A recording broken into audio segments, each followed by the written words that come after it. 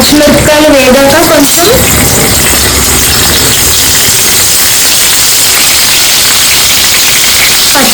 అలా వేగిన తర్వాత నేను హాఫ్ ఉల్లిపాయ ముక్కలు తీసుకొని స్టవ్ మీద హాఫ్ ఉల్లిపాయ ముక్కలు నెక్స్ట్ హాఫ్ టమాటా ముక్కలు వేసి ఒక 2 మినిట్స్ వేపాలి.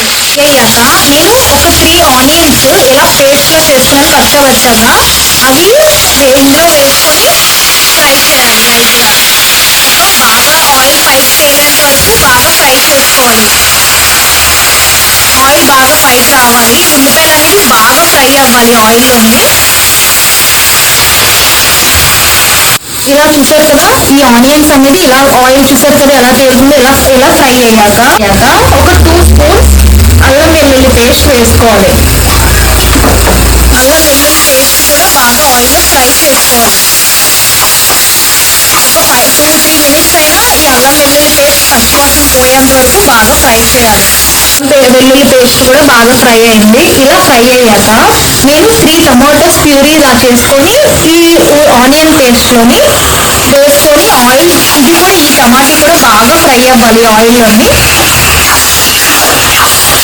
లో ఫ్లేమ్లో పెట్టుకొని బాగా ఫ్రై చేసుకోవాలి ఆయిల్ పైకి తేలేంత వరకు.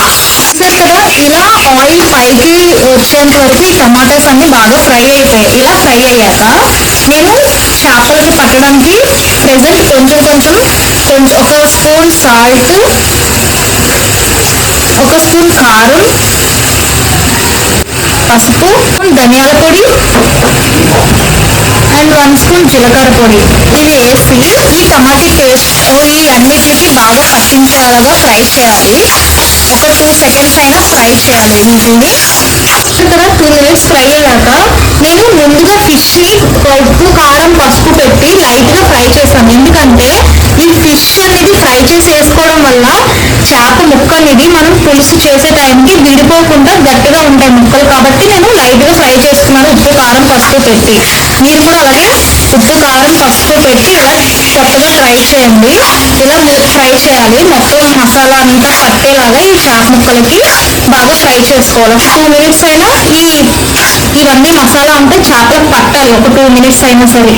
నేను ముందుగా చింతపండు నానబెట్టుకొని ఈ వాటర్ అనేది ఈ చేపల్లోని వేసుకుంటాను. మీకు సరిపడా మీ పులుపు ఎంత కావాలో అంత వేసుకోండి.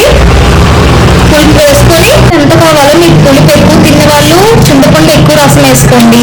మీకు నార్మల్గా కావాలనుకుంటే తక్కువ వేసుకోండి. నేనైతే నాకు కావాల్సినంత పులుపు నేను వేసుకున్నానండి.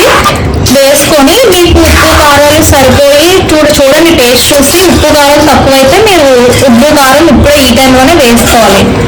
కదా నేను కావాల్సినంత చింతపండు పులుపు వేసుకొని ఉప్పు కారం చూసుకొని నాకు సరిపోయేంత నేను వేసుకొని మూత అయితే పెట్టేయాలి. 10 మినిట్స్ అయినా ఉడకాలి. మూత పెట్టేసి 10 మినిట్స్ దాన్ని డిస్టర్బెన్స్ చేయొద్దు, అసలు కలపొద్దు, ఏం చేయొద్దు. 10 మినిట్స్ తర్వాత మీకు చూపిస్తాను. నేను మూత తీసి చూస్తున్నాను.